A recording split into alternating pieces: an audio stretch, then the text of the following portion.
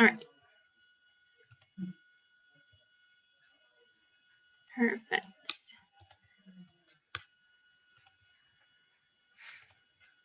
Okay. So I am Jody. I'm an SLP at Newmarket. I was previously at Sandusky. We're currently working that out. So I will be talking about implementing AAC today. And this is important for everyone in our field that's working with the kids to know how to do this. So if at any point you have questions, feel free to save them for the end, because I do have a list of questions that were sent my way, and I did try to do my best to answer those. So I'll try to do that throughout the session, and then some that aren't as applicable during the session, I will save for the end. So if they aren't answered by the end, feel free to ask it at the end. But if you would like to make a comment or answer anything I'm asking within the presentation, definitely feel free to do that in the chat. All right, so first of all, I just want to say you guys are amazing. Everyone that works with our kids is amazing. And especially in the position of BTs, knowing that you are interacting with our kids on a daily basis, and all of the work that we do for our kids, it does not go unrecognized. And we as SLPs are heavily reliant on everyone who works with our kids to be implementing the strategies that we're using with them. So starting it off on a positive note, just remember that. Okay, so just to start off, we have a definition of AAC. So I have two definitions to provide for you. The first one's from the International Society of Augmentative and Alternative Communication. So AAC is a set of tools or strategies that an individual uses to solve everyday communication challenges. So the mode of the communication that they choose is secondary, as long as the intent and meaning are understood by their communication partners.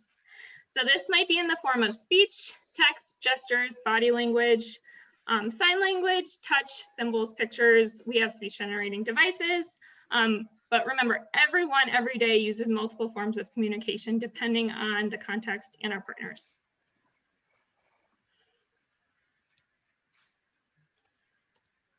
Okay, and from the American Speech Language Hearing Association, we have another definition.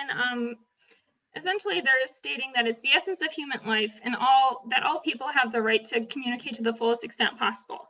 And no individual should be denied this right, irrespective of the type and or severity of the communication, linguistic, social, cognitive, motor, sensory, perceptual, and or other disabilities that they may present.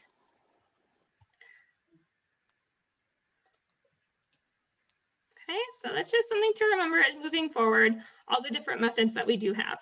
So here are some common terms that you might see, whether you're reading some literature, looking at a student's IEP, talking to us SLPs, or anyone that's involved in the child's communication, goals, planning, whatever the case may be. So our first one is the picture exchange communication system. You may have seen this before, and it's essentially what it is called. They use picture exchanging to communicate. So instead of using a device, they're actually manipulatives that they can pick up pictures and exchange for whatever the action item may be. And then we have speech generating device, and this is also referred to as a voiced output communication aid or a voice output communication device. I've seen that in IEPs too. And that is what we're probably the most popular that we're used to seeing. A lot of our kiddos do have that. So LAMP is language acquisition through motor planning. So this is a particular vocabulary system that we might have on our devices. In our setting, we do have a lot of kiddos who do use this system, in addition to a few others, but this is probably the most popular. And another term is aided language stimulation. So I'll talk about this more coming soon in the presentation. But just know that that is the acronym. And last but not least, we have pragmatic organization dynamic display, which is, it's like a book where you're pointing through the pictures as you go along. This isn't as common, at least I don't see it as much in our setting, but kids do still use it, and it is very beneficial for communication. Okay, so now we're going to talk about unaided versus aided AAC. So unaided AAC is a tool that does not require a physical aider tool. So this is what we could use simply just by having ourselves. So we have our facial expressions, body language, gestures, and sign language. Aided AAC are the tools or materials that we use to communicate. So this could be symbol boards, choice cards, communication books, like I showed you earlier, the PODD books, keyboards and alphabet charts, speech generating devices, communication devices, AAC apps, or mobile devices. I have a few clients who do have apps on their devices that they use for more supplemental communication, and it is very helpful. Okay, so when we are evaluating a student for a communication device, or really any AAC in general, we're looking at certain skills. So when we conduct our assessments as SLPs, we are looking at these skills in particular. So that would be joint attention. So how well are they attending to things in their environment? Are they able to focus on one thing, look back at it, or gain your attention to look at the same item? Are they able to follow your gaze or your point? Are they able to scan and select? So if you present a few pictures in front of them, are they able to look back and forth between them and choose the one they want? Or are they just putting their hand down and selecting one? Are they able to visually discriminate things? So if you have two different pictures, are they able to tell the differences between the two? Are they initiating communication? Are they able to select? So this is something we do when we, if you ever see us conducting assessments on multiple devices, we're looking at how well they can select based on the size of the device, the size of the buttons, the display on the screen, as well as their motor and visual skills too. So this is only necessarily for devices, like I said before. We're looking at all forms of communication. And then access skills and delayed access to reinforcement, which all of you should be experts at. Okay, and all systems require motivation. That is something I am going to bring up a lot in this presentation, because in order to communicate, we have to be motivated, and especially with device users, this is very new for them. So getting them to buy into the device and its use requires motivation at all times. Okay.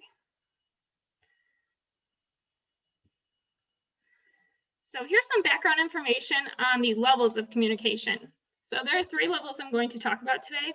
So we have level 1, 2, and 3. So we're going to talk about emerging communicators as level 1. Level 2 is beginning symbolic communicators, and level 3, intermediate symbolic communicators. So emerging communicators are those that are using pre-symbolic communication, which would include reflexive or reactive behavior. And this extends through individuals who exhibit more intentional or goal-directed behavior. And then finally, on to those who exhibit intentional communicative behavior, directing the behavior towards gestures or natural non-symbolic means. Okay, and then with our beginning symbolic communicators, so they might be using some symbols. So this could be manual signs or approximations, vocalizations, stylized gestures, verbalizations, verbal approximations. So we wrote in here 1 through 50. So this is that beginning to use that symbolic communication is this stage. So they may have started combining them together, if not much at all. And they might use picture or object-based communication strategies, or a single or double message speech generating device to indicate a greeting, reinstatement, requesting preferred activities, or making choices. And last, we have our intermediate symbolic communicators. So these communicators are ready to learn. So this is the stage where we can use a number of symbols. So manual signs, approximations, vocalizations, verbalizations, they can use them one at a time, or they may be combining the symbols. Or at least in a word order, including multiple words. So in this case, I want, I like, I don't like, I go. So it's still simple, but they're ready to learn. Okay, so you guys could participate in the chat or turn your microphones off for this, or sorry, mute off for this. So let's just think about this. So why shouldn't we expect an early complex communicator, so think level 2, to produce words such as please or expanded utterances such as I want or more, and adding to that? There are words that can be easily confuse others. Yeah. So like more can mean a lot of different things. Yeah, so they just don't have the background yet. So the word please, for example, they're still learning the function of requesting.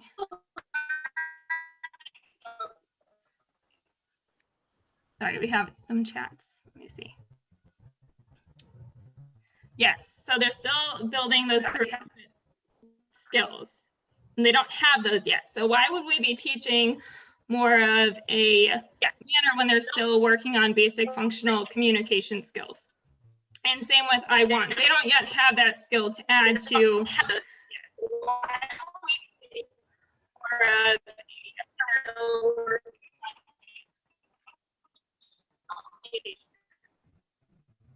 And same with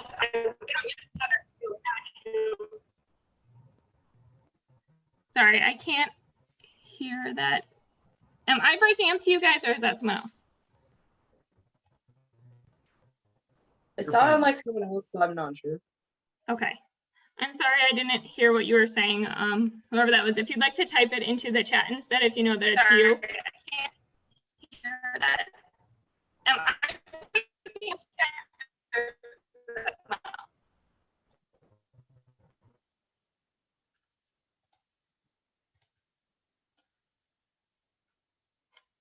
else? Okay, just a second. Let me troubleshoot here.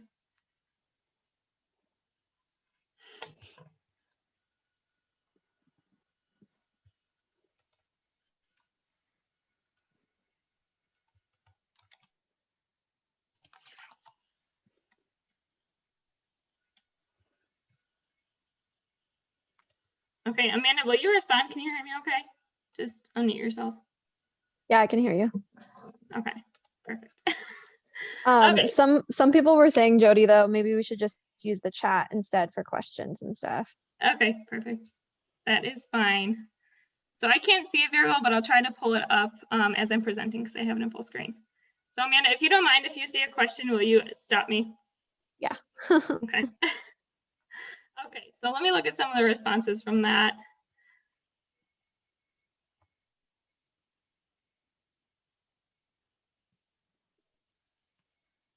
Okay, yes, they're still not making approximations and may not be combining symbols or sentences. So yes, if they don't have the skill to request the item yet, if they only are using, so when we teach, when we're starting to introduce the device, we might be using nouns first just to get their buy-in. And then once we do start using more core vocabulary, which I'll get to later, that's when we can start expanding our sentences. But if they're not even producing, if they only have those 50 symbols, then we cannot yet work on expanding that. And also we need to think of the function of communication. So please would just not be relevant at that time yet.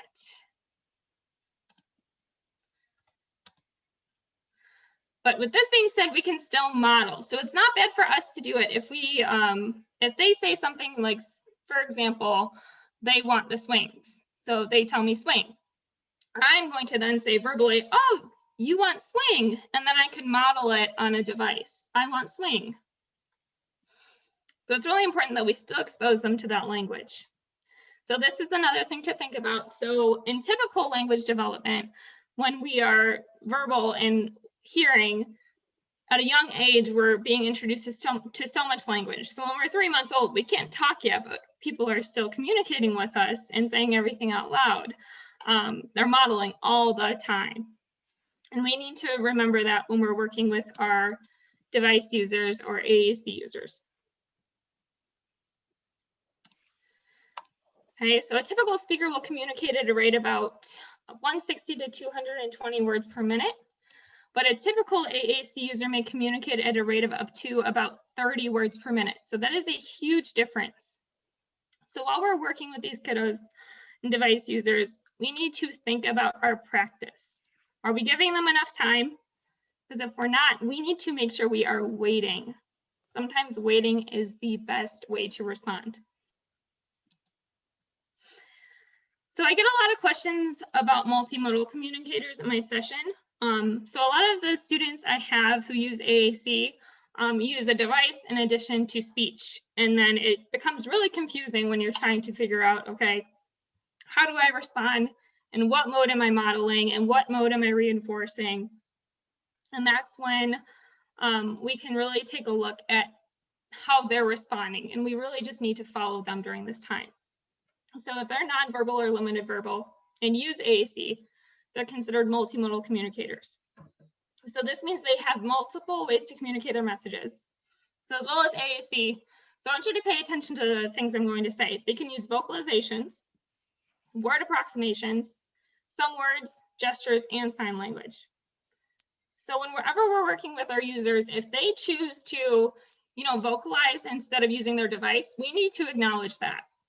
We're not going to force them to use the device if they respond using a word approximation or by using a sign, because ultimately that was a communication attempt and we need to acknowledge it. So we need to just value and respect what they are communicating, and whatever they are communicating tells us something. And some people might wonder, so I have this in here too, why someone might have a device if they can say some words. So even though they can communicate using spoken language, AAC can help with language. So it can give them more words and access to that language. And they can communicate far more with the AAC than they can with speech alone. Okay, do I have any questions after that about multimodal communication?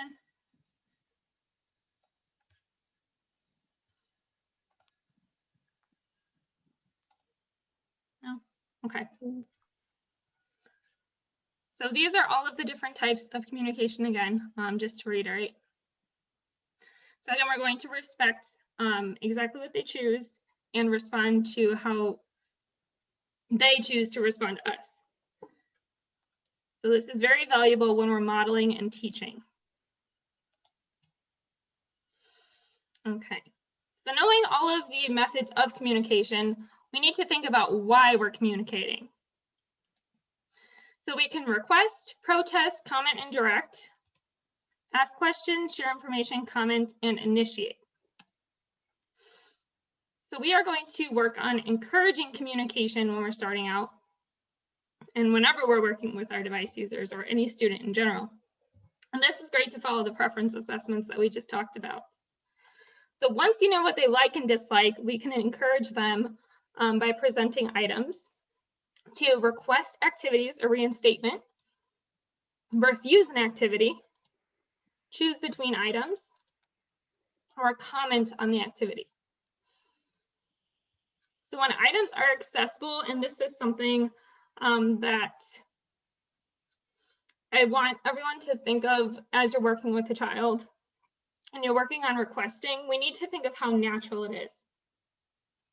So if something is in the immediate environment and within their reach, does it make sense to request that if they can just grab it? So if you have a pen sitting at your desk, do you need to ask for it? No, you don't.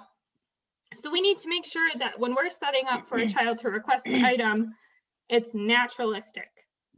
So there are many ways we can do this. So having it out of sight, out of reach, or being withheld. And here are some things we can do.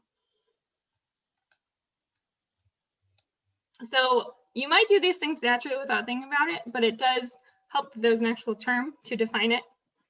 So you could take a second and look at those and see if you do use these in your sessions. And I'm curious to know, once you take a look at these, you guys could write in the chat which ones you tend to use frequently, or which ones do you prefer when you're working with a student to request items.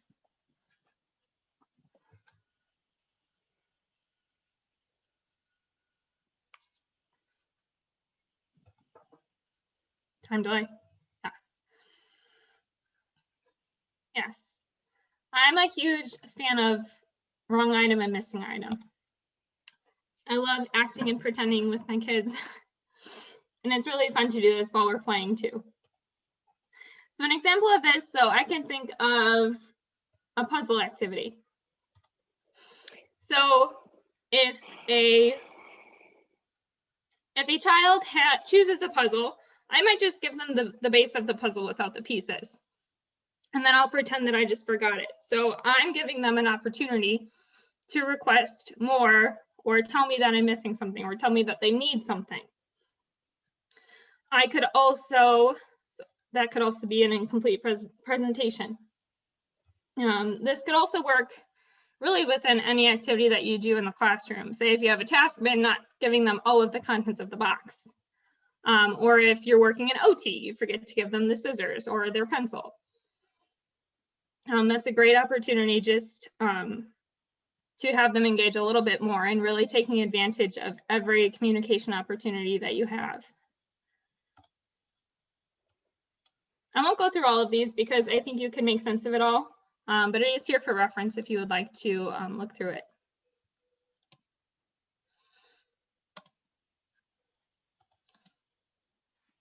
Okay, so we all have a role in supporting AAC.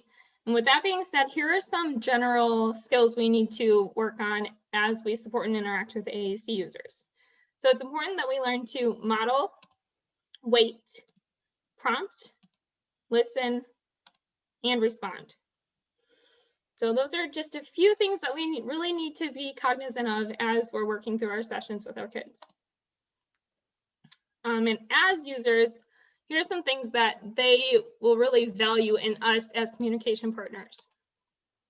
We need to be providing opportunities for AACs to encourage successful communication.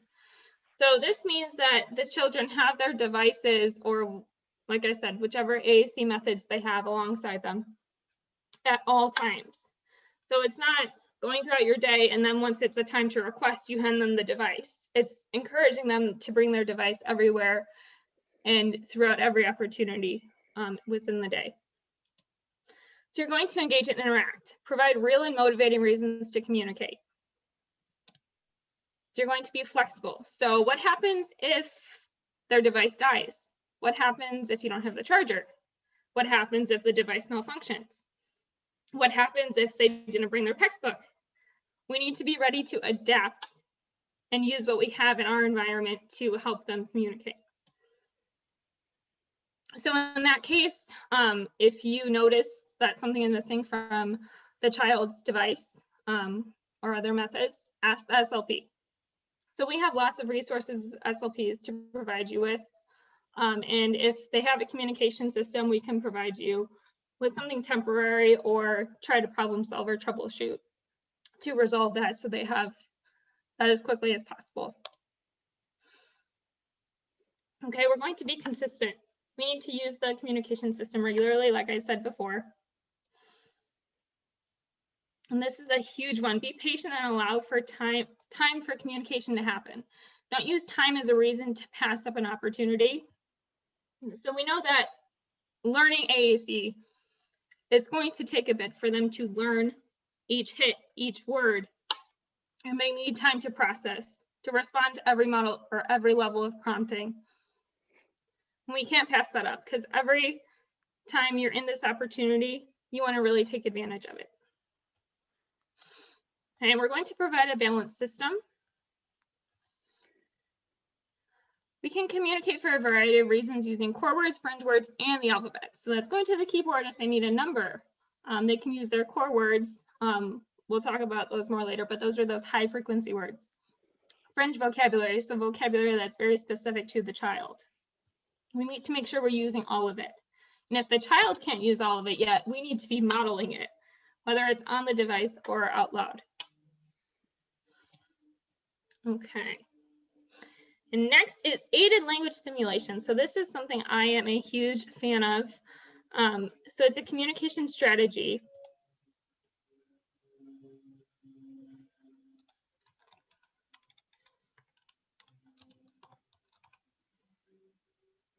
Sorry, just a minute. Where the communication partner teaches the meaning of symbols and models language by combining their own speech with the selection on the AAC system. So I have a quick video for you guys to watch. Let me stop sharing so I can share my sound.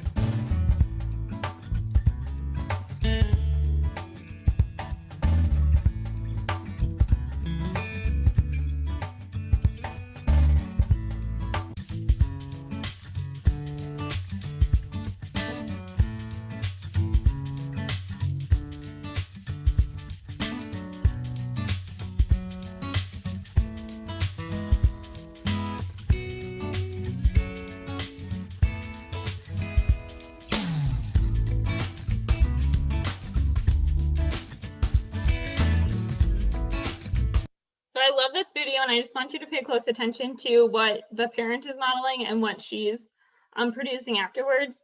So if you notice, he's talking about what they're doing and he's expanding on what they're doing, and she's following by just saying one word, and that is totally fine. So in this case, they're just going about their routine, just talking about what's going on in the environment, and they're just having fun using the device.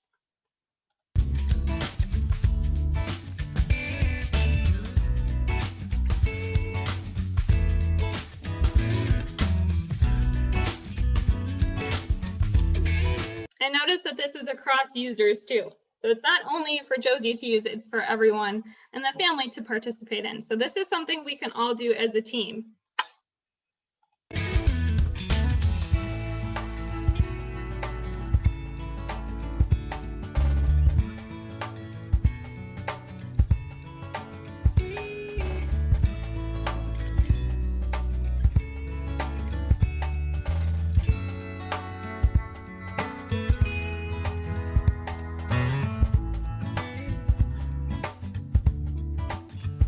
Okay, so that's just a cute video for everyone. I hope you enjoyed that.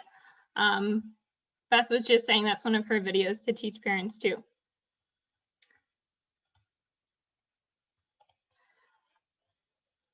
And I thought you guys would appreciate this cool meme. So here's another chart just to kind of explain that a little bit more. So with a typically developing verbal child, we might model in spoken language and they're just fine on producing their own spoken language. With aided language development, we really have to look at that mismatch. So how do we expect them to use their device to communicate when we're not the ones modeling on it? They need to see how that language looks, and the only way they're going to get that is if we help. So that's why we will call that aided language stimulation. So at the bottom, we're all happy because we did our part to help them learn their language.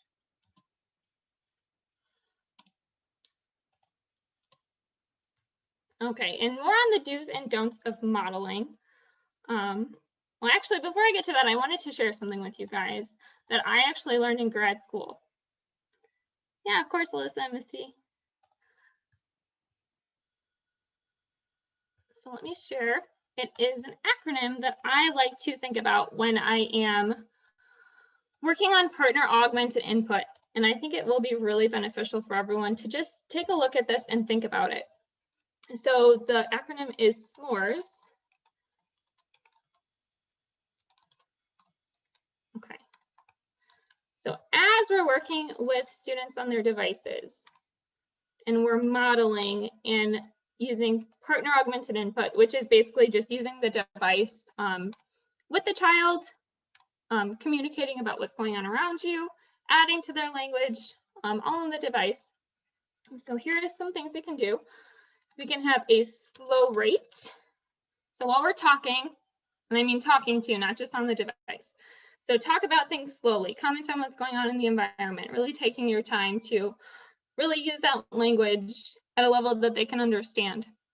And we're clearly articulating that. Next is modeling. So we're going to model all the time. So we can use parallel talk, talking about what the child's doing. We can use self-talk, talking about what we're doing. So really this can be done at any time. And when I say that, I really mean any time. So whether you're walking in the hallway, you're, getting ready for lunch, you're getting ready to go home, like within transitions, within sessions, within school, we can model. Okay, R is respect and reflect. So this is another point I really like to touch on in my sessions when I'm talking to BTUs. So if a child produces something on their device, or if they point to something, if they gesture, they say something out loud, we need to acknowledge that. And after acknowledging that, identify what it is that they were going for. Did they want something? Did they like something? Did they need something? So say a child grabs the bubbles, or they pointed to the bubbles. Oh, you want the bubbles. So on the device, we could write want bubbles while we say it out loud. You want bubbles. Here you go, take the bubbles. But again, we're not going to expect them to copy that on the device. We're just simply encouraging them, you know, providing that verbal reinforcement for telling us, showing us what they wanted. Our second R is repeat. So we might do this naturally. So if a child, you know, they tell us they want the bubbles, I'm going to keep repeating that. You want the bubbles. Thank you for telling me that you wanted the bubbles.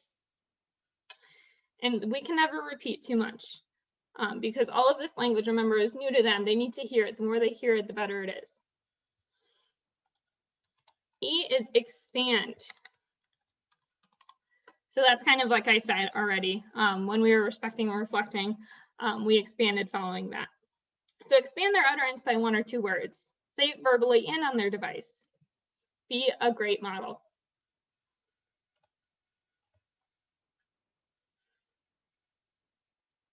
Ellie, this is one of my favorites.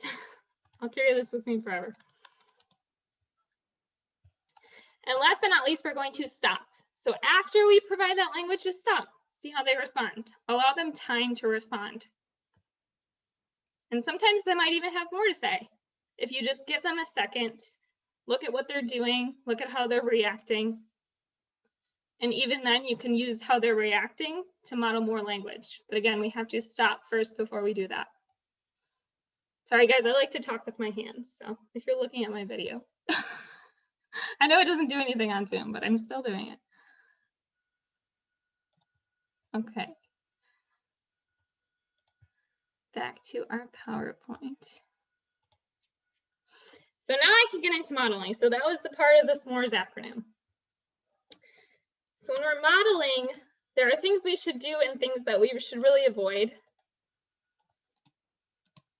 So we're going to model regularly and consistently. Model across contexts and environments. And some of these points I'm really just trying to drive home, so might seem repetitive, but just still in your brain. Model a wide range of communication functions. So back to the previous slide, when we explained all of the things we can communicate, requesting, protesting, recurrence, whatever the case may be, model it. If you find an opportunity, model it. We're going to use a slow pace, self-talk, parallel talk, talking about what the child's doing, talking about what you're doing. And something else for this too, so while you're using self-talk and parallel talk, if the child gives you a hard time about using their device, be cognizant of that because we always do want their approval before touching their device. So if that means just, you know, sitting in front of the AAC user or to the side of them, but keeping their device in front of them, they're the most important. So if it's within their view, you know, stepping back from the side and touching the buttons, or if you need a secondary resource, you can use an iPad with LAMP if LAMP is the system that they have. We could provide you with a core board and other strategies too. I know when we're participating in our teletherapy sessions, I like to screen share with New Voice, and I know SnapCore has one that you could use as well, that we download onto our computers to model. And that's what I was just talking about. So like I said, don't model only once, just continue to model it. Zach, you've done an amazing job of this in our sessions, and we've been working with our friend. And I'm sure everyone, just as you're working with the child in an activity, don't say the word only once. Say, we're going to do this, we're going to make this, we're going to use our colors, we're going to use our descriptors. We're going to use all of that language over and over again. And that's the thing about core. So it's so high frequency, that's why it's so important. The more we model it, the better it is. Okay, do not take the device out of the student's view when you're modeling. So I notice sometimes that if we're really focused on it, we're not really thinking about it. So you're trying to find a word and you're using Word Finder, but you're just so into finding the word that you're kind of forgetting what the purpose of you finding the word is. Your purpose is to model. So when we're even using Word Finder, have it in front of the student and go through that with the student. Don't take the device away. get to the button and then present it back to the student because they didn't see any of that. Or if you do need to, keep it close to yourself, then make sure you do that sequence over again with the student, with the device facing them.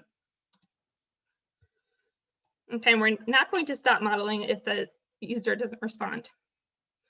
Because again, they're hearing it, they're in the environment, they're seeing it. We don't need them to reply to know that they're being exposed to it. And again, we're not going to expect them to copy every word that we model, just like the video showed. Okay, so now if anyone is wondering about prompting, we are going to talk about that next. So I have this prompting hierarchy right here, which goes through the steps. And I'm going to just cover this quickly because we are running out of time. But these are the steps we typically use. So we're modeling all of the time using aided language stimulation. So if we're in a more structured task, depending on the task, we might use least to most or most to least. Let me show you what that would look like. So if we're using most to least, so starting with a model, that might be when they're learning a new skill. Say we're learning to label verbs on the device. They have no idea where that's at yet, so they need our model first. Then we could start fading that back to just the cue to the first hit, and then fading it back even more to increase their independence. So when we use most to least, we don't want to do that for too long. So we want to try advancing to least to most once we see they're receptive to it. And even if it's inconsistent, it's emerging at that point. So that's when we could start falling back from the top to the bottom for least to most.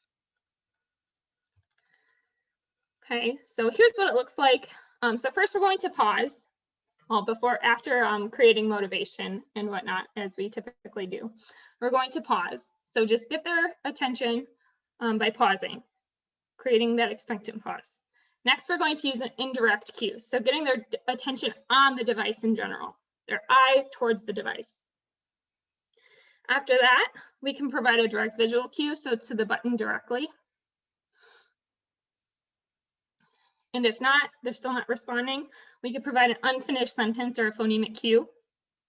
So say we're talking about ball. So they already went to the ball button on the device.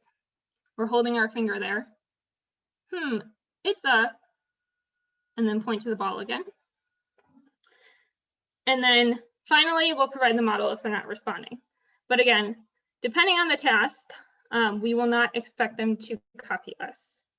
If it is a more structured task, depending on the clinician, you could always ask what their expectations are. Okay, and someone asked a question earlier, should we provide physical assistance? You really need to be careful with this one, just because communication should always be a choice.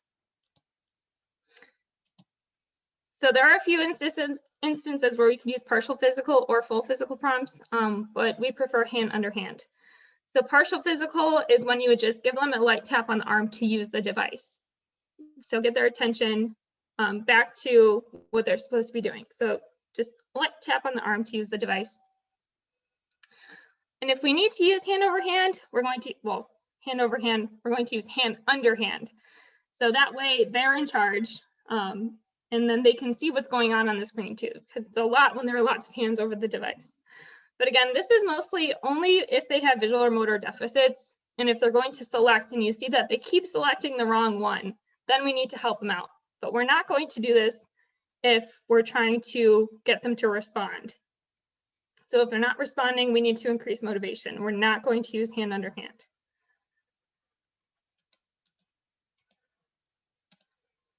Okay. So we're running out of time, but I will just talk about LAMP really quick. So we should all be familiar with LAMP. So it's language acquisition through motor planning. So it's a therapeutic approach based on neurological and motor learning principles. So essentially when we're using LAMP, the pages don't change. So it's the same pattern every time. So we memorize it motorically as we go through it. And there's just research behind it for students who are nonverbal and have limited verbal abilities to spontaneously express themselves. Okay. So I have these slides shared if you guys would like to walk through this yourselves if you need a reminder. This is just how to use Word Finder, and it takes you through all the hits. So there's 3 hits. I'm going to search for the word we want. It shows us how to get there. Okay, and then there's different levels of LAMP Words for Life. So we have 1 hit. So they simply hit the button and it provides us with the word. Transition might be 2 hits. And then the full board, we have everything available to us. And then as speech language pathologists, we primarily teach, well, things that we begin to teach right when they get the device is their personal information, which is under My on the device. And then we'll chat about fringe vocabulary and core vocabulary. Sorry, I didn't see the chat. Yeah, it does cost a lot, but we have to remember how important it really is for our kids. Okay, so core versus fringe. So if you heard me saying before, core is the vocabulary that makes up most of what we say every day. So 75 to 80%. So these are those verbs that we use, prepositions, pronouns, descriptors. So we can use these in so many communication opportunities. They're not specific. We can use them to describe. But because of that, they're very abstract sometimes, and they're hard to learn. So the more we use them, the better it is for the student. And fringe vocabulary is that more specific vocabulary. So personal vocabulary, preferred items, things that relate to home or school, very specific items. Okay, and I do have some examples in here. Lynn uploaded this updated presentation. So if you need more ideas of what core vocabulary could look like when you're working with a student other than what, this would be a great resource, as well as providing other communication opportunities other than the requesting. So these will be the meat of what we're modeling. So we can use this and then add a word. So just think of it that way. You can use core vocabulary and then add on to it. It's fine to use fringe vocabulary as long as we're using this to model language. And like I said, it's all about balance. Okay, and here are just some resources for you guys for activities using LAMP, if you're interested at all when you're working with your kids. And then some research you can read about. Okay, and I did want to cover one more thing.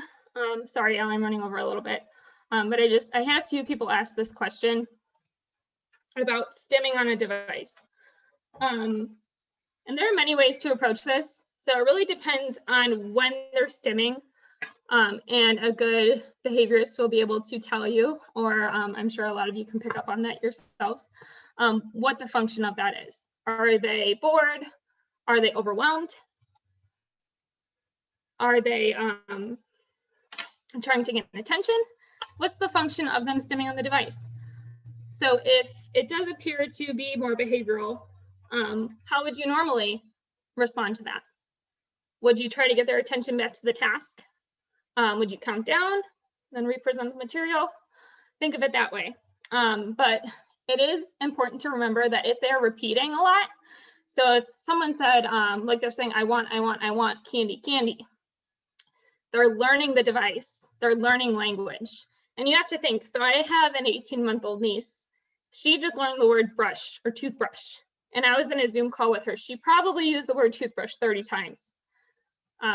So think of it that way. When we learn something new, we want to use it. We want to use it. So in that case, we let them use it. They're playing with it. They're trying to learn how to use it. So that's fine. But like I said, it really depends on the function.